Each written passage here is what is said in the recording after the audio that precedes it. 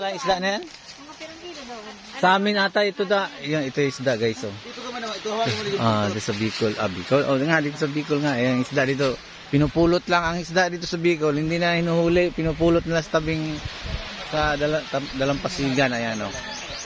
Tamo napakalaking isda. Dito ka man sa bundok. Guys. Ayan. Ayan. Napakalaki.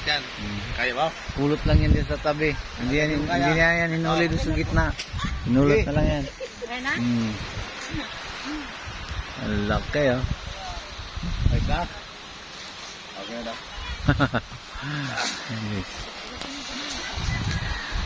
Doon man yung mga kasama na nagtatagay doon.